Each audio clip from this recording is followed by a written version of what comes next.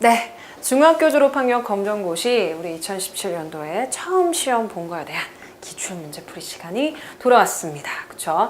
그래서 우리가 시험을 보고 나서 뭐 이렇게 답을 맞춰보면서 또 학습을 하시려는 분들도 계시지만 우리가 시험 보기 전에 또 기출문제풀이를 보는 것만큼 또 우리가 철저하게 시험 문제를 준비하는 것도 없기 때문에 그쵸? 그래서 아마 그렇게 공부를 하시기 위해서 보시는 분들이 아마 많으실 거예요. 근데 요번에 중학교 졸업학력 검정고시 2017년도 1회차에 시행되어진 것들은 좀 어려웠어요. 결론만 먼저 말씀을 드리면 쉬운 편은 아니었다라는 점 좀 말씀을 먼저 드리도록 하겠습니다. 그래서 우리가 출제 경향을 먼저 살펴보는 거 굉장히 중요해요. 왜냐하면 어디서 어떤 문제가 나왔었고 나는 어떤 방향으로 이제 시험 문제를 준비할 것인가에 대한 준비이기 때문에 그쵸?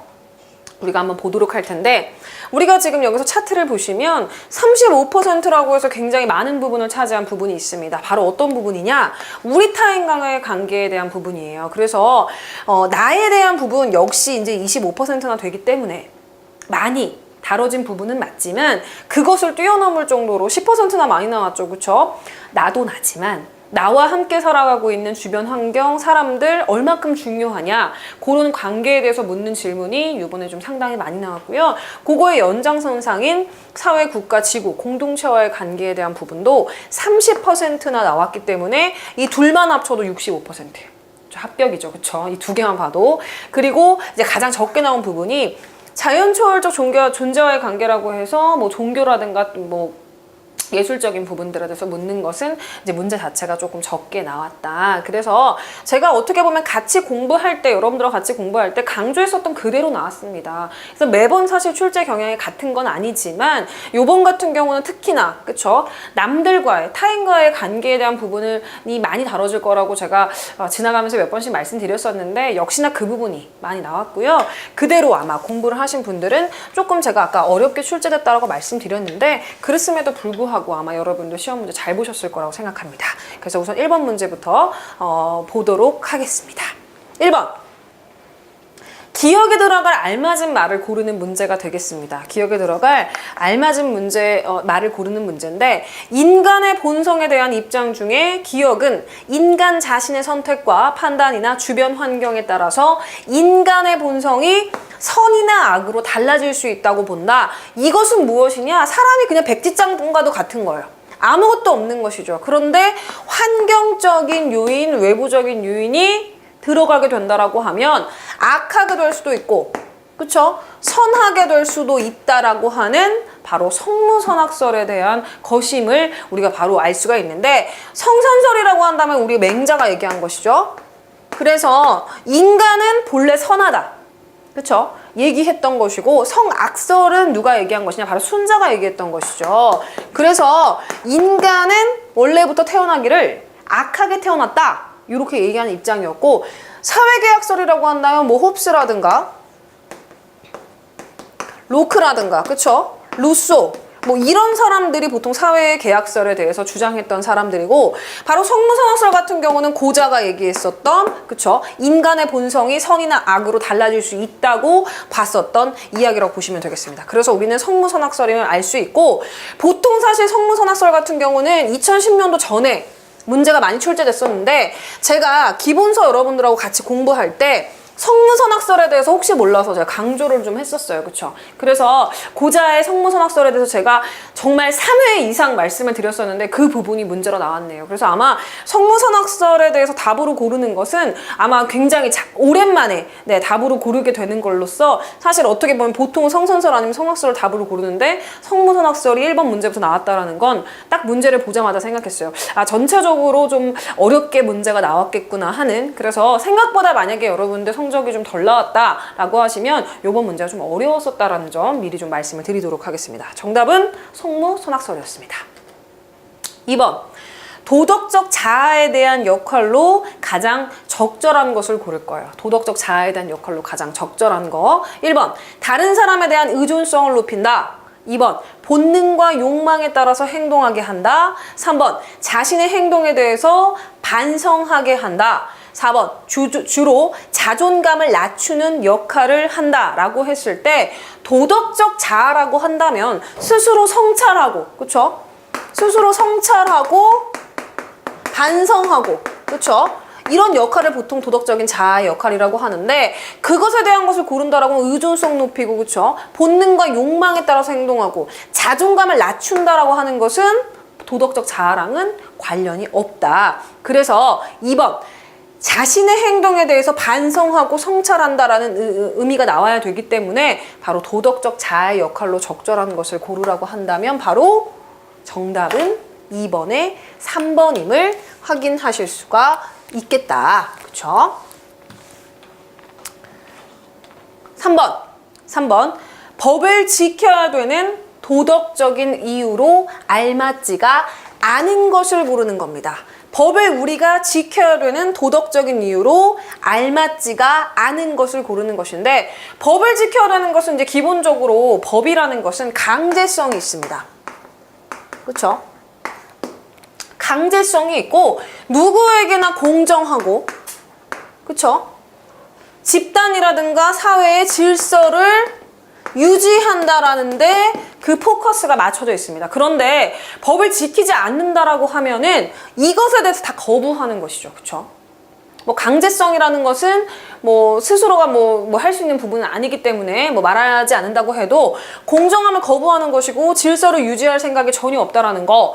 대부분 본다라고 하면 법을 안 지킨다. 이런 사람들은 보통 특권층이죠. 그렇죠? 특권층이 보통 이렇고 법망을 좀 빠져나갈 수 있는 뭔가 지식적으로 뭔가 좀 잘 안다거나 그런 사람들이 보통 이제 법을 지키지 않는 경우가 있는데, 지켜야 되는 도덕적 이유로 알맞지 않은 것을 고르라고 한다면 첫 번째, 공동선을 추구한다. 이것은 바로 질서 유지하는 것과 비슷한 얘기라고 보시면 되겠고, 이 두 번째, 사회 질서의 유지도 역시나 같은 얘기라고 보실 수 있겠고요. 3번, 특권층의 이익을 추구한다.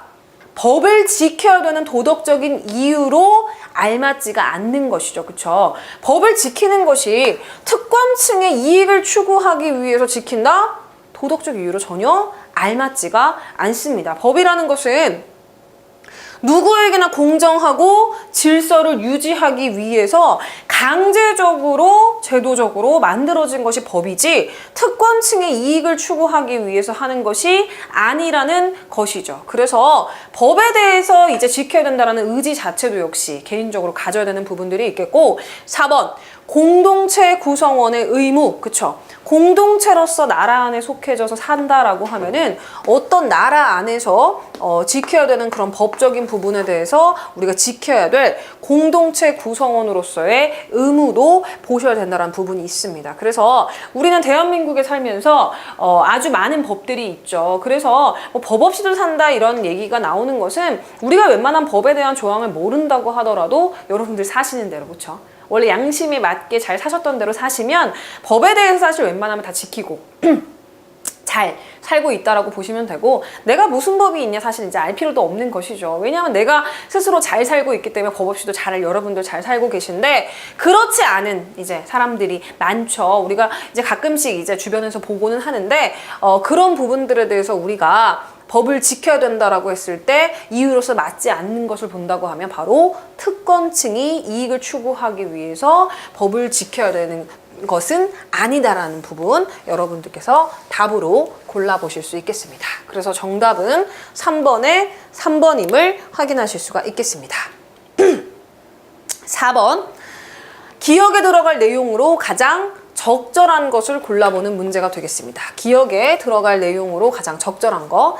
탐구 주제는요, 타인 존중의 태도입니다.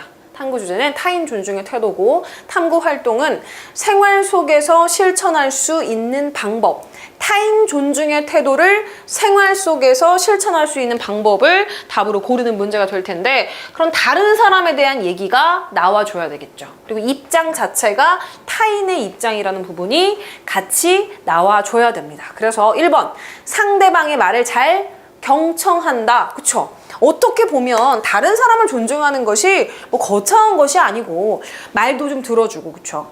내가 무슨 주장을 하거나 서로 우리 커뮤니케이션 하고 이렇게 할 때 너무 자기의 생각이라든가 내 것만 옳다고 얘기하는 것은 옳지 않고, 그쵸? 다른 사람이 어떤 생각을 가지고 어떤 주장을 하냐에 대해서 우리가 경청하는 것이 타인 존중의 아주 기본적인 자세라고 보시면 되겠습니다. 두 번째, 가까운 친구가 실수를 하면 비난한다. 왜? 우리 이런 얘기, 이런 거는 진짜 쉽게 나온 거죠, 그쵸? 가까운 친구 실수했는데 왜 비난을 해요, 그쵸? 감싸주지는 못할 망정. 그러니까 그 친구가 잘못했다라는 거에서 묵인하자는 게 아니고, 잘못했지만 내 친구다, 이런 거 있잖아요. 그렇게 비난한다, 이런 부분 절대 아니겠죠? 3번, 사소한 일에도 화를 내고 감정을 표출한다. 왜? 사소한 일에도 화내고 감정 표출하면 본인만 힘들지, 그쵸?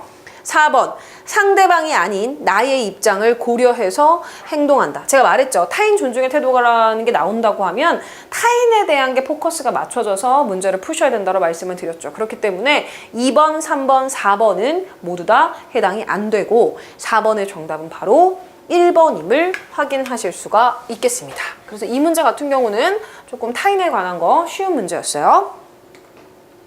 5번. 나올 문제가 나와줬죠. 근데 사실 도덕 추론에 대해서 이제 문제가 나오게 될 때 사실 이거보다 좀 더 어렵게 나올 거라고 사실 전 생각했습니다. 그런데 생각보다는 문제가 도덕 추론에 대해서 유일하게 사실 한 문제가 나왔는데 굉장히 사실 쉽게 나온 부분이죠. 원래 보통은 도덕적 추론의 뭐 과정에 대해서 보통 문제가 나와요. 그쵸? 그쵸? 그런데 전체적으로 문제가 어렵게 나왔지만 여기는 구성 요소만 찾는 것이었기 때문에 그냥 과정에 대해서 물으면 뭐 원리라든가 사실 판단 순서가 바뀌면 그거에 맞춰가지고 우리가 틀릴 수도 있었는데 그냥 이 부분에 대해서 구성 요소로 옳지 않은 거를 고르라고 했기 때문에 첫 번째 같은 경우는 도덕적인 원리죠. 그쵸? 그 다음에 두 번째 같은 경우는 사실 판단을 해주고 그 다음에 그거에 맞춰서 도덕적인 판단을 해주는 게 바로 도덕 추론의 구성 요소 2번, 3번, 4번이죠. 그런데 고정관념이다. 이것은 도덕 추론하고는 관련이 없는 부분이죠. 그래서 우리가 만약에 도덕 추론의 과정을 만약에 우리가 찾으라고 하는 문제가 나와준다 라고 한다면 순서가 도덕 원리, 그쵸? 그 다음 뭐예요? 사실 판단, 그쵸? 그 다음 뭐예요? 도덕 판단, 그쵸? 보통은 문제가 이렇게 그러니까 이렇게 쉽게 나오지 않아요. 그쵸? 그런데 이거는 어떻게 보면 전체적으로 좀 난이도가 있었기 때문에 문제가 조금, 좀 쉽게 나와준 거인데, 도덕적 추론의 구성 요소를 고르는 문제보다는 보통 도덕적 추론의 과정에 대해서 묻는 문제들이 나오기 때문에 맨 처음 도덕 원리, 그 다음에 사실 판단을 하고 마지막에 도덕 판단을 해준다라는 부분에 대해서 여러분들께서 기억을 해준다고 하면 이거와 맞춰서 이제 문제를 한 문제 정도 더 준비하실 수 있는 부분들이 있고요. 조금 더 어려운 버전으로 나오게 된다면 이제 이렇게 나오죠. A, B, C 이래가지고 여기 중간에 A에 대해서 이제 쭉 글 나오고 C에 대해서 글 나오고 이 사실 판단에 대해서 정답을 고르는 거라든가 아니면 도덕 판단에 대한 걸 고른다든가 아니면 도덕 원리에 대한 정답을 고르는 것들이 문제로 나올 수 있습니다. 그래서 우리가 지금 이렇게 기출문제 풀이로만 먼저 만나본 친구들도 많을 겁니다. 그럴 때 이제 우리가 이제 기본서로 가보게 되면 이런 부분에 대해서 충분히 제가 강의를 했었으니까 사실 문제가 이렇게 쉽게만은 나오지 않는다라는 점 제가 미리 좀 말씀을 드리도록 하겠습니다. 우리 사람이 급하면 기출문제 막 풀고 시험 문제 보러 들어가시는 분들이 있는데 요거는 이렇게 평소에는 이렇게 나오진 않아요. 보통은 요런 부분으로 문제가 나오게 됩니다. 그래서 5번의 정답은 1번 고정관념이 정답임을 확인하실 수가 있겠죠. 그래서 전체적으로 제가 난이도가 좀 그래도 있는 편이라고 말씀드렸는데 요 문제 같은 경우는 좀 쉽게 나온 편이니까 참고하시길 바라겠습니다. 6번 남북 분단의 결과에 대한 설명으로 가장 적절한 것을 고르라고 하죠. 우리가 전 세계적으로 유일한 분단 국가죠. 유일 분단 국가입니다. 그쵸? 그리고 우리는 지금 현재 종전 국가가 아니라 휴전 국가죠. 그런 부분들이죠. 그랬을 때 요거를 포커스로 요거를 우리가 기본적으로 지식적으로 깔아놓고 문제를 푸는 게 거의 대부분 남북 문제에 대한 부분입니다. 그래서 우리가 문제를 풀려고 할 때 이런 부분을 머릿속에다가 넣으시고 나서 문제를 풀게 되면 웬만한 남북 분단에 대한 문제는 다 맞추실 수가 있어요. 사실 틀리기도 힘듭니다. 이 부분에 대해서. 1번 전쟁의 위협이 사라졌다. 아니죠. 왜? 우리는 휴전국가니까. 휴전국가라는 얘기는 무슨 얘기예요? 언제든지 전쟁이 개시될 수 있다라는 걸 시사합니다. 그래서 지금까지는 휴전된 이후로 단 한 번의 전쟁도 없었지만 전쟁의 위협적인 부분은 좀 있었죠. 여러분들도 아시다시피. 그래서 그 이유는 무엇이냐? 바로 휴전국이기 때문이에요. 북한의 입장에서 이상할 게 없는 것이죠. 우리가 지금 쉬고 있는 거지 전쟁이 끝난 게 아니야 얘들아. 이렇게 말하고 있는 걸지도 모릅니다. 그렇기 때문에 이 부분 기억하신다면 1번 정답 아니고 2번 이념적인 갈등을 해소했다. 해소했나요? 그렇지 않아요. 유일한 분단 국가로 위 같은 경우는 갈렸죠. 공산 사회주의입니다. 그렇죠? 밑에 같은 경우는 자본주의고요. 민주주의입니다.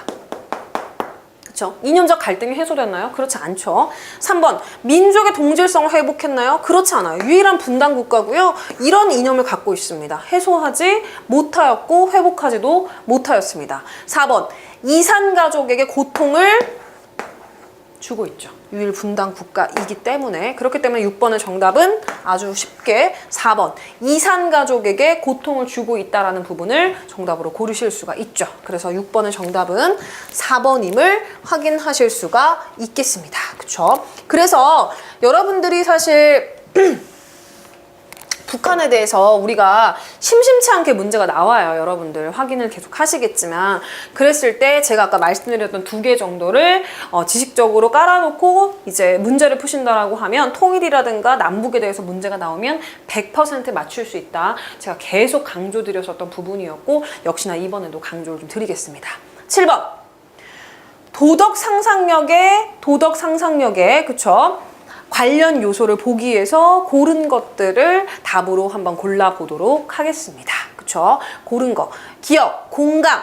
그쵸? 공감. 도덕적으로 어떤 일이 일어날지에 대해서 상상하는 것은 바로 그 부분에 대해서 공감하는 것이 첫 번째이죠. 그래서 맞는 부분이고, 2번째, 도덕적으로 감수성을 가지는 거 역시나 맞는 겁니다. 3번째, 도덕적인 차별. 도덕적인 차별로서 도덕적 상상력을 갖는다? 전혀 관련이 없습니다. 도덕적인 무관심.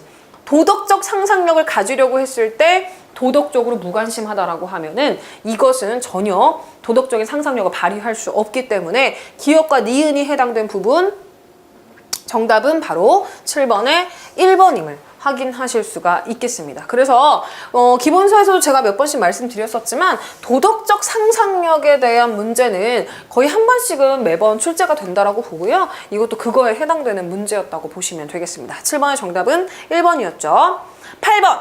8번 삶의 유한성을 극복하기 위한 노력으로 바람직한 거. 삶이 유한하다라고 하는 것에 대한 뜻을 모르시는 분들이 있으세요. 그쵸? 있을 수 있어요. 왜냐? 그리고 도덕이라는 과목은 어떤 과목이냐고 한다면은 2가지의 말장난이 나와요. 하나는 단어의 뜻. 하나는 부정어 질문.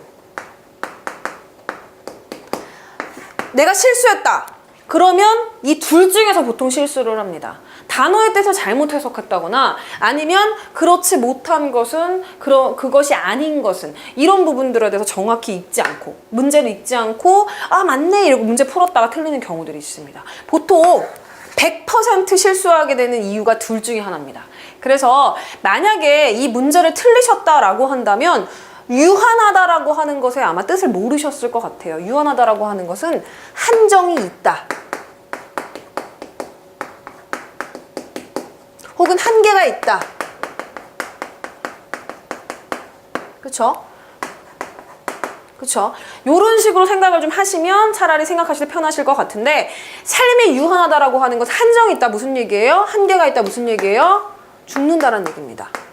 그쵸? 삶이 언젠간 끝난다. 그쵸? 그런 것을 극복하기 위한 노력으로 바람직한 것을 고르라고 합니다. 그쵸? 그것을 극복하기 위한 노력으로 바람직한 걸 고르라고요. 1번.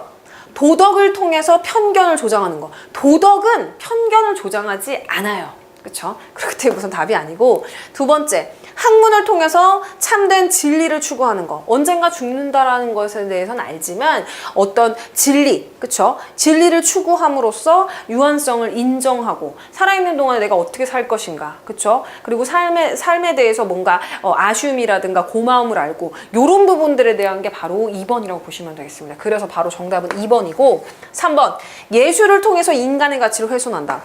예술을 통해서 인간의 가치를 뭐 드높인다 이러면 좀 어떻게 고민이라도 해볼 텐데, 훼손한다라고 얘기 나왔기 때문에 완전히 틀린 것이고, 4번, 종교를 통해서 이기적인 욕망을 충족한다. 종교라는 거, 물론 비종교인도 많으시겠죠, 그쵸? 만약에 이제 가정 자체를 종교인은 50%, 비종교인은 50%로 두고 하겠습니다. 종교라는 거 아마 오해도 많으실 수 있겠는데, 우리 도덕 과목에서 종교에 대한 부분 100% 나옵니다. 왜냐하면 그 자연초월적인 관계 네 번째 파트에서 종교적인 부분에 대해서 많이 다룰 수밖에 없습니다. 그래서 이거는 나는 비종교인데 종교를 믿으라는 거예요? 그런 거 절대 아닙니다. 그냥 종교가 주는 가치라든가 시사점에 대해서 우리가 공부하면 됩니다. 그거에 대한 정답을 고르시면 되는 것이고요. 그래서 종교를 믿으시라는 게 아닙니다. 그렇죠? 그래서 민감하신 분들이 있으실까 봐 말씀을 드리도록 하겠습니다. 종교라는 것은 이기적인 욕망을 충족하기 위한 것이 아니죠. 내가 설사 지금 비종교인이라고 할지라도 이기적인, 누가 봐도 그쵸? 이기적인 욕망을 충족하라고 종교를 믿습니까? 절대 아니라는 거죠. 뭔가 진솔하게 살고 이기적인 욕망보다는 남을 좀 생각하고 내 자신에 대해서 스스로 성찰하고, 그쵸? 좀 더 깨끗한 삶을 살기 위해서 종교를 믿는다라는 거에 대해서 아마 종교를 없으신 분들도 아실 겁니다. 우리가 좀 헷갈린다라고 하는 부분은 대부분의 종교인들은 그렇지 않겠지만 좀 일부 종교인들이 그렇지 못한 태도를 보이는 것 때문에 우리가 선입견이 있을 수 있는 것이죠. 그렇죠? 그래서 종교를 통해서 이기적인 욕망을 충족하는 거, 이것도 역시 극복하기 위한 자세가 아닙니다. 그래서 우리가 옳은 것을 고르라고 했기 때문에 학문을 통해서, 그렇죠? 우리가 살아있는 동안에 어떤 진리 추구, 또 어떤 살아있음 그 삶에 대해서 행복함을 느끼고 이런 부분들에 대해 진리를 추구하는 것이 맞기 때문에 바로 삶의 유한성을 극복하기 위한 자세로 옳은 것은 2번이 정답이 되겠습니다. 그쵸? 그래서 옛날에 막 종교에 대해서 우리가 도덕에서 막 얘기하고 이러면 아이고 그 종교 뭐 특정 종교를 막 찝으면서, 그쵸? 아, 나 그 종교 안 믿는데 뭐 믿으라는 거냐, 뭐 선생님 뭐 그 종교냐 이러는데 저는 아닙니다. 아무것도 아닙니다. 그쵸? 그리고 도덕에서 문제를 풀 때 여러분들께서 생각을 하셔야 되는 것 중에 하나가, 물론 여러분도 다 도덕적인 인간입니다. 전 그렇게 생각합니다. 그런데 도덕에서는 내 생각에 대해서 얘기를 쓰다가는 좀 틀린 경우들이 있어요. 그쵸? 틀린 경우들이 있기 때문에 그 부분에 대해서 여러분들께 좀 말씀을 드리도록 하겠습니다. 8번의 정답은 2번이었죠. 9번 문제 보시죠.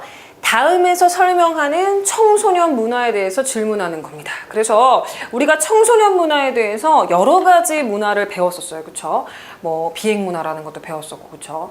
우리가 뭐 청소년의 고유한 독특한 문화에 대한 용어를 몇 가지 배웠었는데, 바로 이 뭐 청소년 문화에 대해서 내가 알고 있는 부분을 골라라 이렇다라기보다는 우리 항상 얘기하는 것이, 지문이 나온다라고 하면 지문 안에서 질문하는 것을 정답으로 골라야 되고, 특히나 지문이 길어진다.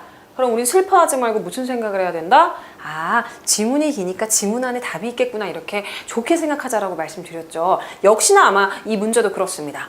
청소년은 순간적인 충동이나 쾌락 등 여러 가지 유혹에 휩쓸리기 쉬운 존재이기 때문에 그들이 즐기는 청소년 문화는 바람직하지 못한 문제와 일탈 문화를 발생시킨다. 그랬을 때 여기서 말하고 있는 청소년 문화가 무엇이냐를 우리가 정답으로 고르시면 되겠습니다. 그래서 지문을 읽으면서 우리 친구들 중에서 좀 약간 기분 상한 친구들도 있죠. 그쵸? 왜 상해요? 좋은 문화도 많은데 그치? 굳이 또 이런 문화를, 그쵸? 그런데 보통 얘기할 때 우리가 문제 풀 때 제일 쉽게 고를 수 있는 거라서 이거 나왔다라고 생각하시면 돼요. 첫 번째 기성문화, 어른들 문화죠. 그쵸? 두 번째 비행 문화, 그쵸? 기분 나쁘지만 우리 본능적으로 답이 뭔지 알고 있어. 그쵸? 그래서 2번 비행 문화인지 우리가 쉽게 찾을 수 있었고요. 입시 문화, 우리가 중학교 졸업학력 검정고시 과정을 하고 있지만 우리가 고등학교 졸업학력 검정고시 이제 과정을 하고 또 그 다음에 우리가 대학을 만약에 가게 된다면 그때 이제 우리가 닥치게 될 문화가 바로 입시 문화입니다. 그쵸? 그래서 입시 문화, 우리가 앞으로 닥칠 문화이긴 하지만 위에 것과 해당이 없기 때문에 정답 아니고요. 4번 전통 문화, 우리가 옛날부터 고유하게 내려온 그 나라만의 생활 방식이라든가 문화를 전통 문화라고 얘기를 하죠. 그래서 여기서 설명하고 있는 청소년 문화를 고르라고 했기 때문에 우리는 9번의 정답이 2번임을 확인하실 수가 있겠습니다. 그렇죠? 10번. 진정한 행복을 얻기 위한 삶으로 바람직하지 않은 걸 골라라. 제가 몇 번씩 말씀드리는 부분 중에 그렇죠. 도덕과 과목을 문제를 딱 풀어줬는데 내가 한 90점 나올 줄 알았는데 답을 맞춰보니까 70점이더라. 그 이유는 딱 두 가지라고 말씀드렸죠. 하나는 지문은 잘못 읽어서. 그쵸? 부정어로 이렇게 나오는데 너무 쉽고 내가 너무 흥분한 거야. 문제 풀다가 아이고 쉬워 이래서 풀었는데 실수한 거죠. 그쵸? 그런 거랑 하나는 뭐였어요? 용어를 잘못 읽으면 안 된다라고 했죠. 바로 이게 질문을 잘못 읽으면 너무 쉽기 때문에 틀릴 수도 있는 문제였어요. 그쵸? 바람직하지 않은 거. 1번. 정신적 가치를 추구하는 삶. 그쵸? 물질적 가치보단 정신적 가치를 좀 우위에 두고 살게 된다면 행복을 얻기가 좀 쉽겠죠. 두 번째. 자아 실현을 위해서 노력하는 삶. 그냥 사는 것이 아니라 내 자아가 뭐예요? 그렇죠. 나를 완성하는 과정, 그런 부분들을 위해서 노력하는 삶을 살게 되면 아무래도 진정한 행복에 가깝게 된다라고 볼 수 있겠고, 다른 사람들과 더불어 사는 삶. 우리는 내가 뭐 성향이 혼자 있는 걸 좋아하건 같이 있는 걸 좋아하건 상관없이 우리는 좋던 싫던 다른 사람과 한두 번씩은 부딪히면서 삶을 살아가게 돼 있습니다. 그렇기 때문에 우리는 타인과 함께 살아가려고 할 때, 그쵸? 잠깐 그냥 지나간다고 하더라도, 그쵸? 타인과 지낸다라고 했을 때 더불어 사는 그런 삶, 그 다음에 그런 마인드, 갖는 것들이 얼마나 중요하다라는 거 알고 있을 겁니다. 그렇기 때문에 역시나 3번도 맞는 것이기 때문에 정답은 아니죠. 그리고 4번, 감각적인 즐거움만을 추구하는 삶. 감각적인 즐거움이라고 한다면 순간적인 쾌락들을 얘기하겠죠. 내가 뭐 게임을 갑자기 했는데 아싸 이겼네 뭐 이런 거라든가, 그쵸? 혹은 또 감각적인 즐거움이 뭐가 있을까요? 예를 들어서 뭐 내가 막 예쁜 내 얼굴을 보면서, 그쵸? 막 그 거울 안에 막 그런 걸 보면서 이런 것만 추구한다든가. 근데 어느 날 봤는데 내 얼굴이 안 예뻐. 그래서 나이를 조금 뭐 20살 넘어보면 성형수술을 해볼까? 뭐 근데 해도 예뻐져요. 그래도 또 만족한테 또 하고 막 이렇죠. 그런 부분들 다 감각적인 즐거움에 해당되는 것이죠. 그래서 진정한 행복을 얻기 위한 삶으로 바람직하지 않은 거. 1번, 2번, 3번은 바람직해요. 그런데 4번, 감각적인 즐거움만을 추구한다라고 하는 것은 바람직한 삶으로 해당이 안 된다. 그래서 10번의 정답은 4번임을 확인하실 수가 있겠죠. 11번. 바람직한 국가의 역할을, 국가라 그랬어, 국가. 그쵸? 바람직한 국가의 역할을 보기에서 골라보도록 하겠습니다. 국가의 역할. 1번, 기억. 생명과 재산을 보호해주는 거. 당연히 국가는 생명과 재산을 보호해줘야 되는 거고. 두 번째, 집단 간의 갈등을 강화시킨다. 이거는 갈등을 감소시켜주고 갈등을 해소시켜주는 것이 국가의 역할인 것이지 강화시키는 것은 국가의 역할이 아니었다. 디귿. 외적의 침입을 방어하는 거. 근데 외적이라는 말이 나오니까 좀 웃기긴 한데, 이제 뭐 예를 들어서 이제 국가 안보에 대한 얘기죠. 그렇죠? 굉장히 중요한 부분들이고, 그 다음에 사회적인 불평등을 확립한다. 불평등을 확립하는 것이 아니라 해소를 시켜줘야 되는 것이죠. 그래서 아니죠. 그래서 생명과 재산을 보호해주고 외적의 침입을 방어해준다. 그러니까 국가 안보에 힘쓴다. 이런 부분이 정답이라서 기업과 디귿이 들어간 거 정답이시죠? 정답이시래요. 정답이죠. 그래서 11번의 정답은 2번임을 확인하실 수가 있겠습니다. 그쵸? 12번. 지구 공동체의 문제를 개선하기 위한 노력으로 바람직한 걸 고를 겁니다. 지구 공동체의 문제를 개선하기 위한 노력으로 바람직한 걸 고를 것인데, 1번. 빈곤 국가의 어린이 후원 활동을 축소한다. 후원 활동을 확대해도 모자라는데 축소한다라는 건 노력으로 옳지가 않고, 두 번째, 지구온난화 문제에 대해서 관심을 가져야 되는데 갖지 않는 거 안 되고, 3번, 질병 예방을 위한 비정부 기구의 활동을 금지한다. 금지하는 것이 아니라 장려해야 되는 부분이고, 외국의 자연재해에 대한 정부 차원의 지원을 강화한다. 그쵸? 우리나라도 상당히 많은 자연재해들이 있습니다. 특히나 계절에 따라서 일어나게 되는 재해들이 있죠. 지금도 끊임없이 일어나고 있는 부분들, 홍수라든가, 그쵸? 그리고 산사태, 뭐 이런 부분들 생각보다 많이 일어나고 있고, 요즘 같은 경우 그걸 자연재해라고 해야 될지 모르겠는데, 싱크홀, 땅꺼짐 현상들 봤을 때, 물론 뭐 차가 다니는 부분들에 대한 땅꺼짐이지만, 실질적으로 봤을 때 그런 부분들도 이제 자연재해라고 봐야 될지는 잘 모르겠지만, 그런 부분들, 우리나라 상당히 많이 일어나고 있는데, 외국에 대해서도 우리가 관심을 갖는 태도 굉장히 중요하다고 보겠습니다. 그래서 우리가 중학교 졸업학력 검정고시에 대해서 25문제 정도가 나오게 되는데, 이 문제에 대해서 이제 12번 문제 정도까지 풀어봤습니다. 그래서 우리가 다음 풀이 시간에는 13번부터 25번 문제까지 풀이를 할 거니까요. 그쵸? 여러분들 끝까지, 그쵸?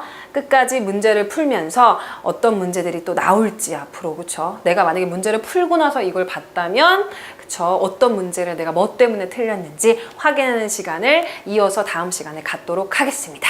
그러면 이번 시간 같은 경우는 1번부터 12번 문제까지 풀어봤기 때문에 여기서 마치도록 하겠습니다. 고맙습니다.